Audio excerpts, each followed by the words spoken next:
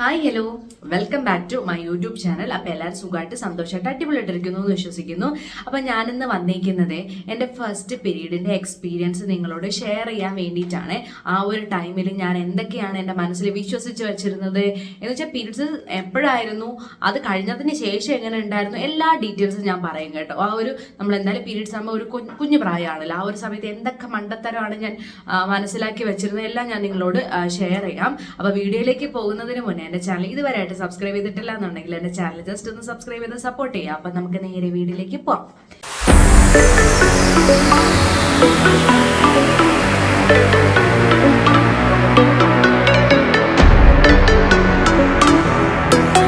Okay, അപ്പോൾ ആദ്യം നമുക്ക് എപ്പോഴാണ് എൻ്റെ പീരീഡ്സ് എന്ന് ഞാൻ പറഞ്ഞുതരാം. ഞാൻ 7ാം ക്ലാസ്സിൽ നിന്ന് 8ാം ക്ലാസ്സിലോട്ട് പോകുന്ന ആ ഒരു വെക്കേഷൻ ടൈം ആയിരുന്നു എൻ്റെ പീരീഡ്സ് എന്ന് പറയുന്നത്.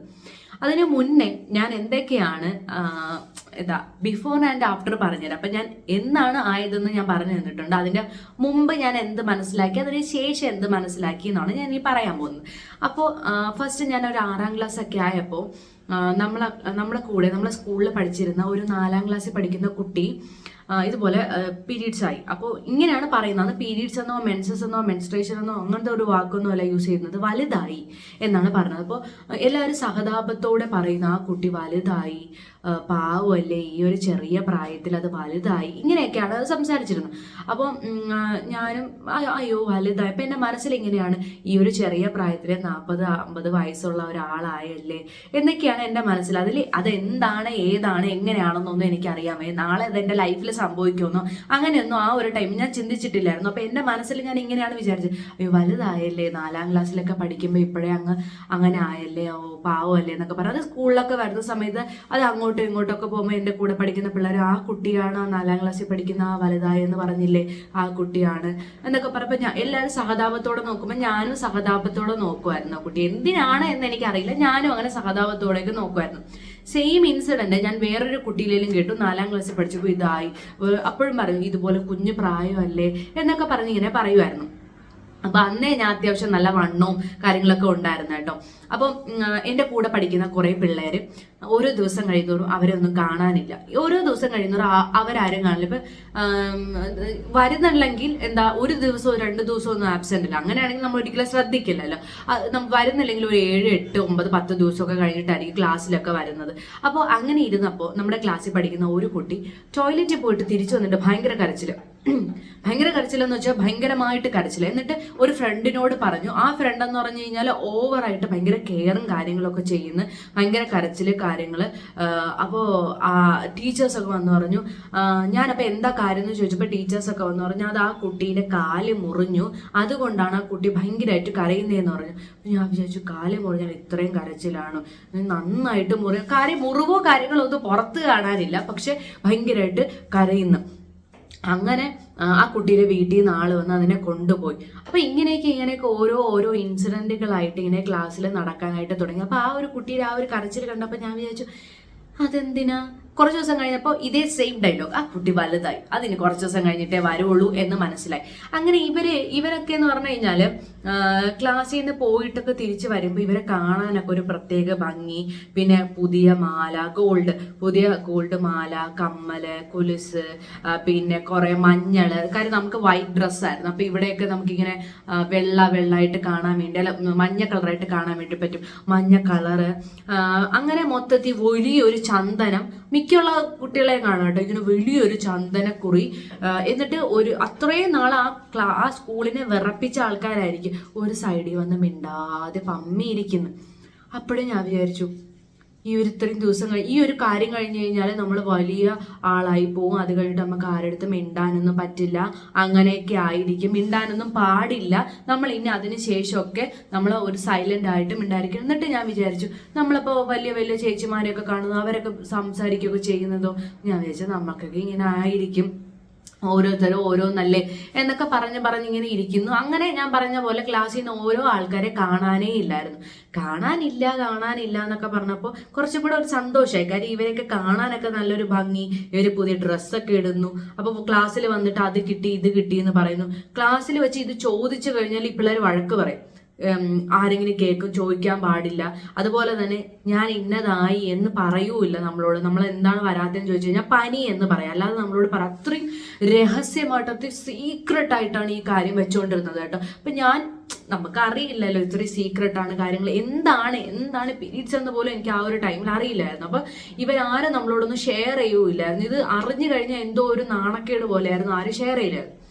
അങ്ങനെ കുറച്ച് നാൾ കഴിഞ്ഞപ്പോൾ എനിക്കും ഇതേപോലെ ഒരു സംഭവം നടന്നു. അപ്പോൾ ഇതൊക്കെ കഴിഞ്ഞിട്ട് ക്ലാസ്സിൽ പോവാണ്. അപ്പോൾ വെക്കേഷൻ എന്ന് പറഞ്ഞു കഴിഞ്ഞാൽ ഉടനെ അത് കഴിഞ്ഞ് നെക്സ്റ്റ് 8ലേക്ക് ഞാൻ കറക്റ്റായിട്ട് പോകുന്നൊരു ടൈമായിരുന്നു കേട്ടോ, പെട്ടെന്നായിരുന്നു അതൊക്കെ.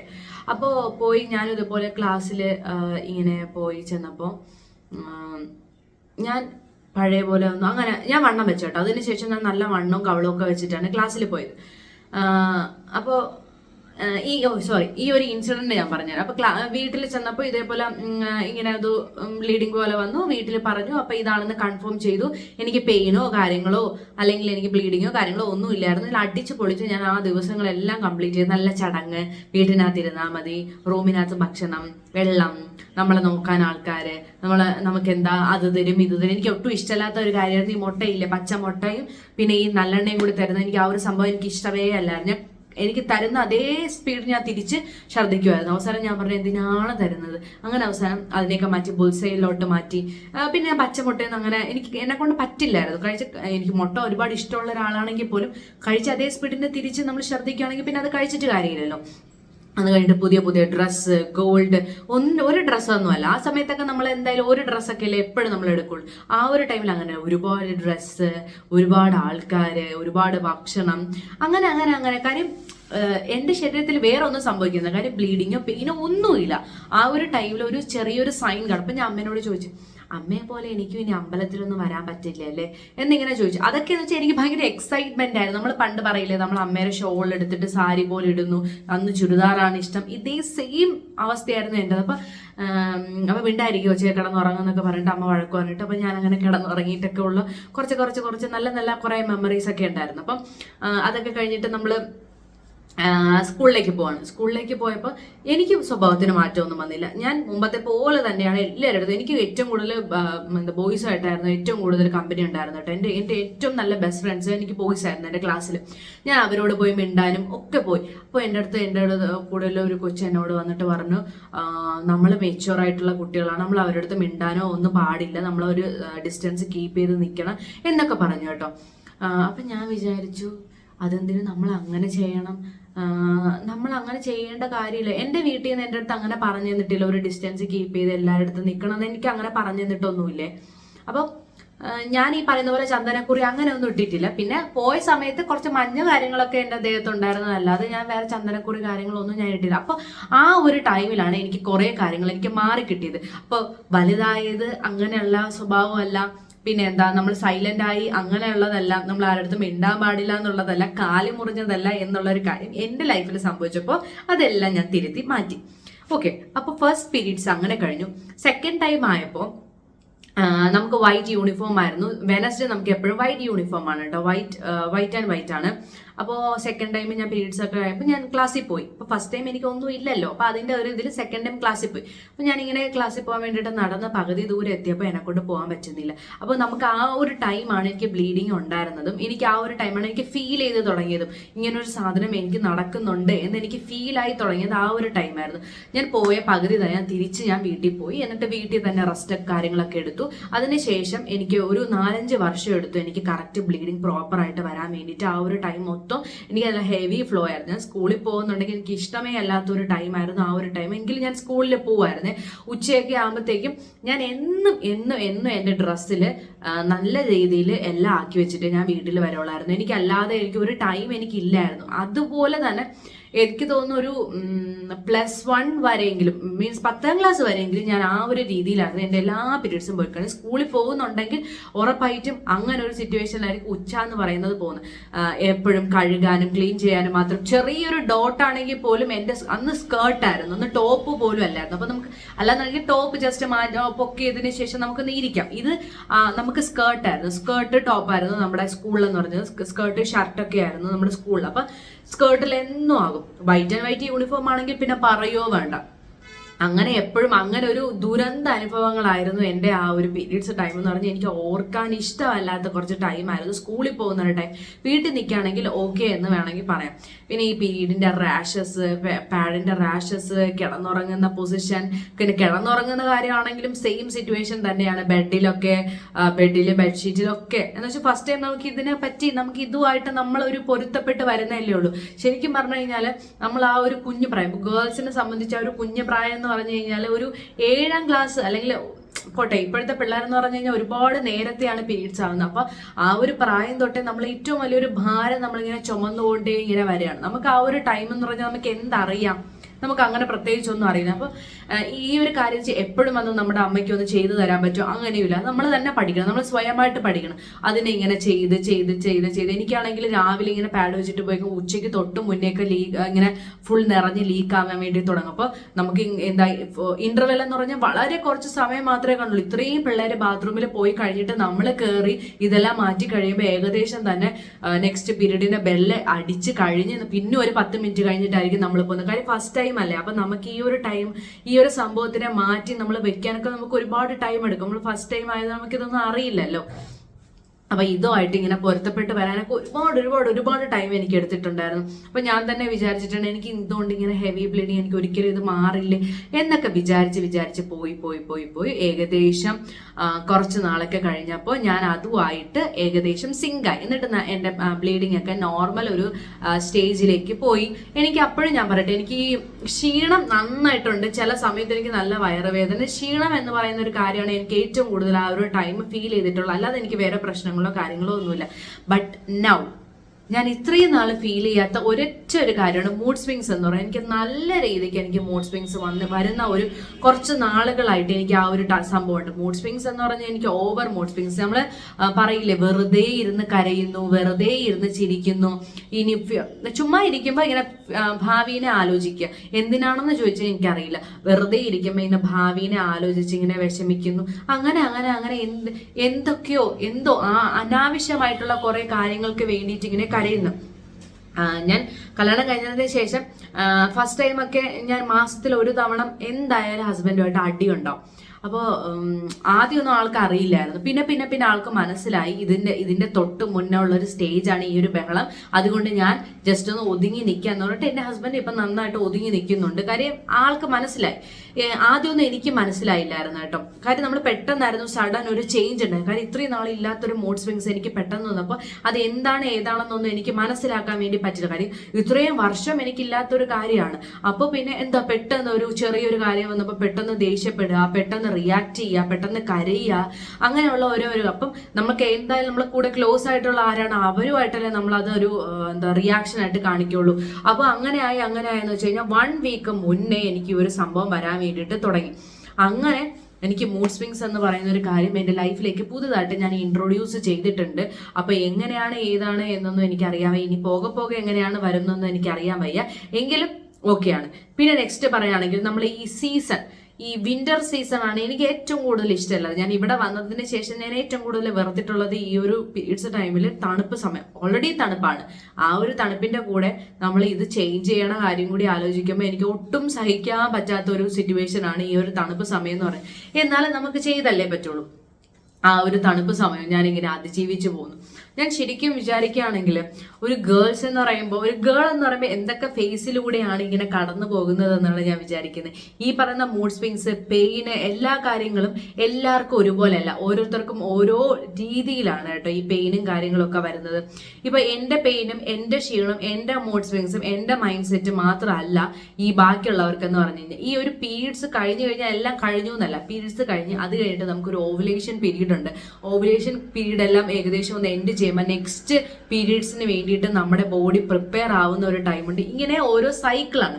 അപ്പോൾ നിങ്ങളൊക്കെ വിചാരിക്കുന്ന വെച്ച് കഴിഞ്ഞാൽ മീൻസ് ഇത് അറിയാത്തവർ വിചാരിക്കുന്ന വെച്ച് കഴിഞ്ഞാൽ മൂഡ് സ്വിങ്സ് വെറുതെയാണ്, അല്ലെങ്കിൽ നമുക്ക് ഈ പറയുന്ന പെയിൻ വെറുതെയാണ്, ആ ഒരു ടൈമിൽ വരുന്ന ക്രേവിങ്സ് വെറുതെയാണ് എന്നൊക്കെ പറയുന്നത് ശരിക്കും പറഞ്ഞാൽ അത് സത്യമായിട്ടുള്ള ഒരു കാര്യമാണ്. ഓരോരുത്തർ ഓരോ രീതിയിലാണ് അവരുടെ ഇമോഷൻസ് എക്സ്പ്രസ് ചെയ്യാന്ന് പറഞ്ഞത്.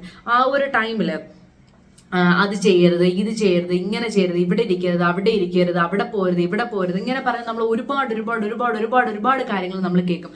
ഞാൻ ഒരുപാട് കാര്യങ്ങൾ കേട്ടിട്ടുണ്ട്. അവിടെ ഇരിക്കാൻ പീരീഡ്സ് എന്ന് പറയുന്ന ഒരു സാധനം നമ്മുടെ ലൈഫിലേക്ക് വരുമ്പോൾ നമുക്ക് അപ്പോഴേ അശുദ്ധിയായി. നമ്മൾ മൊത്തത്തിൽ പറഞ്ഞു കഴിഞ്ഞാൽ അവിടെ ഇരിക്കാൻ പാടില്ല, ഇവിടെ ഇരിക്കാൻ പാടില്ല, ഇങ്ങനെ ചെയ്യാൻ പാടില്ല, അങ്ങനെ ചെയ്യാൻ പാടില്ല, അങ്ങ് പോകാൻ പാടില്ല, ഇങ്ങ് പോകാൻ പാടില്ല, സന്ധ്യക്ക് പുറത്തിറങ്ങാൻ പാടില്ല എന്നൊക്കെ പറഞ്ഞിട്ട് എന്താ നമ്മൾ ഒരു ചെടിയിൽ നമ്മൾ തൊടുമ്പോൾ ആ ചെടിയിൽ നമ്മൾ തൊടാൻ പാടില്ല എന്നൊക്കെ പറഞ്ഞ ഒരുപാട് കാര്യങ്ങൾ എനിക്കറിയാം. ചിലർ ഈ നമ്മുടെ കിണറില്ലേ വെള്ളം കോരുന്നു, വെള്ളം എടുക്കുന്നത്, അതിൽ വെള്ളം ആ സമയത്ത് വെള്ളം കോരില്ല.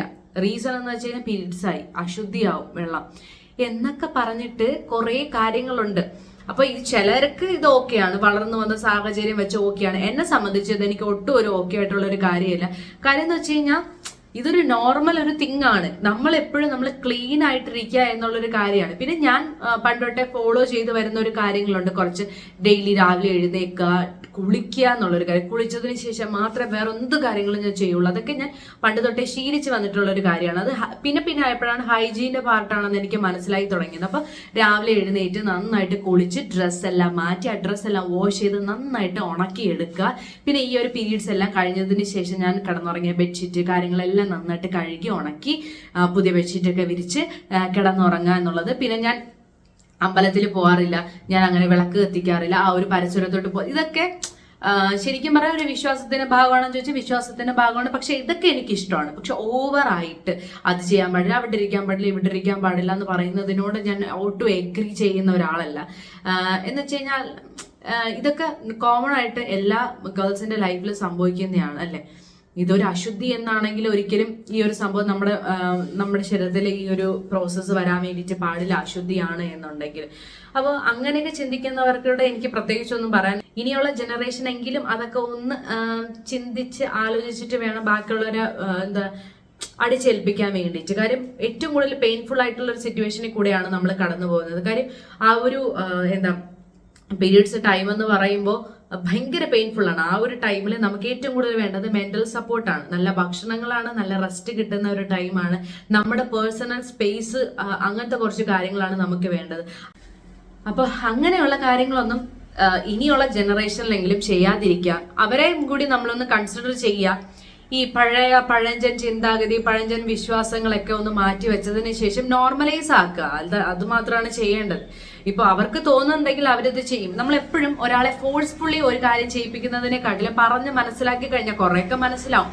ഓക്കെ, ഞാനിപ്പോ തന്നെ ഞാൻ പറഞ്ഞില്ലേ, എനിക്ക് എന്റേതായിട്ടുള്ള കുറച്ച് വിശ്വാസങ്ങളും കാര്യങ്ങളുണ്ട്, അത് ഞാൻ എന്തായാലും ഫോളോ ചെയ്യും. പക്ഷെ എനിക്ക് ചില കാര്യത്തിൽ എനിക്ക് വിശ്വാസങ്ങളോ കാര്യങ്ങളോ ഒന്നുമില്ല, അത് ഞാൻ എന്തായാലും ഞാൻ ചെയ്യാനും പോകുന്നില്ല. ഓക്കെ, അപ്പോൾ ഇങ്ങനെയൊക്കെ ആയിരുന്നു എൻ്റെ പീരീഡ്സിന്റെ എക്സ്പീരിയൻസ് എന്ന് പറയുന്നത്. അപ്പോൾ ആസ് എ ഗേൾ ഞാൻ പറയുകയാണെങ്കിൽ എനിക്കിപ്പോഴും ഇഷ്ടമല്ലാത്തൊരു സംഭവമാണ് പീരീഡ്സ് എന്ന് പറയുന്നത്. എനിക്കിപ്പോഴും അക്സെപ്റ്റബിൾ അല്ലാത്തൊരു സംഭവമാണ് പീരീഡ്സ് എന്ന് പറയുന്നത്. അതെങ്ങനെയെങ്കിലും ഒന്ന് എൻ്റെ ലൈഫിൽ നിന്ന് മാറ്റി കിട്ടിക്കഴിഞ്ഞാൽ അത്രയും നല്ലതെന്ന് പറഞ്ഞിട്ടിരിക്കുന്ന ഒരാളാണ് ഞാൻ. എനിക്ക് ഒട്ടും ഇഷ്ടമല്ല. ബിക്കോസ് നമ്മൾ എന്തെങ്കിലും ഒരു നല്ല കാര്യത്തിന് ഇറങ്ങുന്നുണ്ടെങ്കിൽ നമുക്ക് ഒരിക്കലും പോകാനായിട്ട് പറ്റില്ല. ഇപ്പൊ തന്നെ റീസെന്റ് ആയിട്ടൊരു ഇൻസിഡന്റ് പറയുകയാണെങ്കിലും, ഇവിടെ നിന്ന് നാട്ടിൽ പോകുന്ന ഒരു ടൈം, എനിക്ക് പീരീഡ്സ് ആവാനുള്ള ഒരു ടൈമായിരുന്നു. എനിക്ക് ടെൻഷൻ. കാര്യം ഒരുപാട് ട്രാവലിംഗ് ഉണ്ട്. എനിക്ക് ട്രെയിനിൽ പീരീഡ്സ് ഒക്കെ ആകുമ്പോൾ നമുക്ക് കയറുന്ന കാര്യം ഓർക്കാൻ തന്നെ വയ്യ. ഇപ്പൊ ട്രെയിൻ ആയാലും ഇവിടെ നിന്ന് എനിക്ക് ഡയറക്റ്റ് ട്രെയിൻ പിന്നെ ഫ്ലൈറ്റ് ആണ്. ഓക്കെ, രണ്ട് കാര്യങ്ങളായാലും ഒരുപാട് ടൈം എടുക്കും. ഒരു ദിവസത്തെ മൊത്തം പോകുന്ന ഒരു ടൈമാണ്. അപ്പൊ നൈറ്റ് നമ്മൾ കയറിയിട്ട് പിറ്റേ ദിവസം കഴിഞ്ഞിട്ട് അത് കഴിഞ്ഞ് നൈറ്റ്, പിന്നെ ആ നൈറ്റാണ് നമുക്ക് ഫ്ലൈറ്റ് എന്ന് പറയുന്നത്. അപ്പൊ പിറ്റേ ദിവസം ഈ പറയുന്ന പോലെ ഈ ഒരു ടൈമിൽ എനിക്ക് കപ്പ് യൂസ് ചെയ്യാൻ വേണ്ടി പറ്റില്ല. കാര്യം ഇത് നിറയെങ്ങാനും ചെയ്യുന്നുണ്ടെങ്കിൽ ഇത് മാറ്റാൻ വേണ്ടിയിട്ട് ഭയങ്കര ബുദ്ധിമുട്ടാണ്. ട്രെയിനിലൊന്നും മാറ്റാൻ വേണ്ടി പറ്റില്ല. ഞാൻ അപ്പോൾ പാഡ് പ്രിഫർ ചെയ്തു. എനിക്ക് ഒട്ടും പറ്റില്ലാത്തൊരു കാര്യമാണ് പാഡ് എന്ന് പറയുന്നത്. അത് വെച്ചു, എന്നെ കൊണ്ട് ഒട്ടും പറ്റില്ല. അത് കഴിഞ്ഞ് പിറ്റേ ദിവസമായി നമ്മളിങ്ങനെ എല്ലാം റെഡിയൊക്കെ ആയതിനു ശേഷം ഇങ്ങനെ ഫ്ലൈറ്റിൽ കയറാൻ വേണ്ടിയിട്ട് പോയപ്പോഴും ഇതുപോലെ തന്നെ ചേഞ്ച് ആക്കി എല്ലാം സെറ്റാക്കി. പക്ഷെ ഒരു കാര്യം പറയട്ടെ, എനിക്ക് പീരീഡ്സ് ആയിട്ടില്ല. അതേ പക്ഷം ഞാനിത് പ്രിപ്പയർ ആയി പോയിട്ടില്ല എന്നുണ്ടെങ്കിൽ എനിക്ക് ഉറപ്പായിട്ട് പീരീഡ്സ് ആയേനെ. അങ്ങനെ കുറച്ച് എനിക്ക് ഇഷ്ടമല്ലാത്ത കാര്യങ്ങൾ, നമ്മുടെ ട്രാവലിങ്ങിനെ ഒരുപാട് ബുദ്ധിമുട്ടിപ്പിക്കുന്ന ഒരു കാര്യമാണ്. ഇപ്പൊ പോയിട്ട് കുറച്ച് നേരം കഴിഞ്ഞിട്ട് വരാനാണെങ്കിൽ ഓക്കെ, അല്ലെങ്കിൽ ഒരു ലോങ് ട്രാവലിങ്ങിനൊന്നും എനിക്ക് ഇതൊരു സേഫ് ആയിട്ടുള്ള ഒരു കാര്യമായിട്ട് എനിക്ക് ഫീൽ ചെയ്തിട്ടില്ല. പിന്നെ നമുക്ക് നല്ല നല്ല സ്ഥലങ്ങളിൽ, നല്ല നല്ല ആഘോഷിച്ച് പോകുന്ന സ്ഥലങ്ങളിലൊന്നും ഇതുപോലെ വയ്യായികയായിട്ട് ഇരിക്കേണ്ടി വരും. അത്രയും നേരം വളവള സംസാരിച്ചുകൊണ്ടിരുന്ന ഞാൻ ചിലപ്പോൾ ആ ദിവസം പെട്ടെന്ന് സൈലന്റ് ആവും. പെട്ടെന്ന് വെച്ച് കഴിഞ്ഞാൽ വളരെ പെട്ടെന്ന് തന്നെ ഞാൻ സൈലന്റ് ആയിട്ട് ഒരു മൂലയ്ക്കായിട്ട് മാറി നിൽക്കുന്നതായിട്ട് എനിക്ക് ഫീൽ ചെയ്യാറുണ്ട്. അപ്പൊ നമുക്കതൊന്നും പെട്ടെന്ന് എൻജോയ് ചെയ്യാൻ വേണ്ടി പറ്റില്ല. അപ്പൊ ഇങ്ങനത്തെ കുറച്ച് പ്രോബ്ലംസ് ഉണ്ട് ഈ പീരീഡ്സ് എന്ന് പറയുന്നത്. അങ്ങനെ ഇതേപോലെ ഒരുപാട് കാര്യങ്ങൾ ഗേൾസ് ഫേസ് ചെയ്ത് പോകുന്ന ഒരു ഇതാണ്. അപ്പൊ എല്ലാവരും ഒരുപോലെയാണ്, അല്ലെങ്കിൽ എല്ലാവരും നമ്മളിപ്പോ ഒരാൾ ഒരു രീതിയിൽ റിയാക്ട് ചെയ്യുന്നുണ്ടെങ്കിൽ അത് അവര് നോർമലായിട്ടിരിക്കുമ്പോൾ റിയാക്ട് ചെയ്യുന്നതല്ല. ഹോർമോൺ ചേഞ്ചസ് എന്ന് പറയുമ്പോൾ അത് അത്രയും അങ്ങനെയാണ്. ഹോർമോൺ ചേഞ്ചസ് നമുക്ക് ഒരിക്കലും മനസ്സിലാക്കാൻ വേണ്ടി പറ്റില്ല. ആർക്കും മനസ്സിലാക്കാം. ഈ ഒരു ഹോർമോൺ ചേഞ്ചസ് വരുന്ന ആൾക്ക് പോലും ചിലപ്പോൾ മനസ്സിലാക്കണമെന്നില്ല. അപ്പൊ ഇങ്ങനത്തെ കുറച്ച് കാര്യങ്ങളാണ് എനിക്ക് എൻ്റെ പീരീഡ്സ് എക്സ്പീരിയൻസും, അല്ലെങ്കിൽ ഈ പീരീഡ്സ് വരാത്തവരായാലും. ഇനി ഞാൻ ഒരു കാര്യം കൂടി പറയട്ടെ. പാരൻസ് ആണെങ്കിലും നിങ്ങളുടെ മോൾക്ക് അല്ലെങ്കിൽ നിങ്ങളുടെ കുട്ടിക്ക് ഉറപ്പായിട്ട് നിങ്ങൾ എന്താണ് പീരീഡ്സ് എന്നും എങ്ങനെയാണ് പീരീഡ്സ് എന്നും പറഞ്ഞു കൊടുക്കുക. അപ്പോൾ അവർ ആ ഒരു സ്റ്റേജിലേക്ക് കടക്കുമ്പോൾ, അല്ലെങ്കിൽ എപ്പോൾ വേണമെങ്കിലും ഇത് ഏത് സമയം വേണമെങ്കിലും സംഭവിക്കും. അപ്പൊ ആ ഒരു സ്റ്റേജിലേക്ക് കടക്കുമ്പോൾ അവർക്ക് ഒരിക്കലും ഒരു പാനിക് ആവില്ല, അവർ കരയില്ല, അവർ പാനിക് ആവില്ല. അപ്പൊ നിങ്ങൾക്ക് പറഞ്ഞ് മനസ്സിലാക്കി കൊടുക്കുക, ഇങ്ങനെ ഒരു സംഭവം ഉണ്ട്, നിങ്ങൾക്ക് എപ്പോഴും വേണമെങ്കിലും സംഭവിക്കാം. അപ്പൊ ആ ഒരു വേദന എന്ന് പറഞ്ഞാൽ ഒരു നോർമൽ വേദനയാണ്, പേടിക്കേണ്ട കാര്യമില്ല. ഇങ്ങനെ എന്തെങ്കിലും കണ്ടു കഴിഞ്ഞാൽ ഉറപ്പായിട്ടും അടുത്തുള്ള ആരുടെങ്കിലും പറയും. അതുപോലെ തന്നെ വയറുവേദന എന്തെങ്കിലും ഉണ്ടെങ്കിൽ തന്നെ ടീച്ചേഴ്സിന്റെ അടുത്തോ അല്ലെങ്കിൽ അങ്ങനെ എന്തെങ്കിലും പറയാം, അല്ലെങ്കിൽ പെട്ടെന്ന് തന്നെ വീട്ടിൽ വരാൻ വേണ്ടിയിട്ട് നോക്കുക എന്നുള്ളൊരു കാര്യം അവരോട് പറഞ്ഞ് മനസ്സിലാക്കുക എന്നുള്ളൊരു കാര്യം നിങ്ങൾ നേരത്തെ പറഞ്ഞു കൊടുക്കുക കേട്ടോ. അങ്ങനെയാണെങ്കിൽ അവരൊരിക്കലും പാനിക് ആവില്ല. അപ്പൊ ഇതും കൂടി എനിക്ക് നിങ്ങളോട് ഷെയർ ചെയ്യണം എന്നുണ്ട്. അപ്പൊ ഇതൊക്കെയാണ് എൻ്റെ പീരീഡ്സിന്റെ എക്സ്പീരിയൻസ് നിങ്ങളോട് ഷെയർ ചെയ്യാനുള്ളത്. അപ്പൊ ഇന്നത്തെ വീഡിയോ നിങ്ങൾക്ക് എല്ലാവർക്കും മനസ്സിലായി എന്ന് വിശ്വസിക്കുന്നു. ഇതുപോലത്തെ വീഡിയോസിന് വേണ്ടിയിട്ട് എൻ്റെ ചാനൽ ഇതുവരെയായിട്ട് സബ്സ്ക്രൈബ് ചെയ്തിട്ടില്ല എന്നുണ്ടെങ്കിൽ ഒന്ന് സബ്സ്ക്രൈബ് ചെയ്തിട്ട് കാണാൻ വേണ്ടിയിട്ട് നോക്കാം കേട്ടോ. അപ്പൊ നാളെ പുതിയൊരു വീഡിയോയിലേക്ക് കാണുന്നവരേക്കും ബൈ.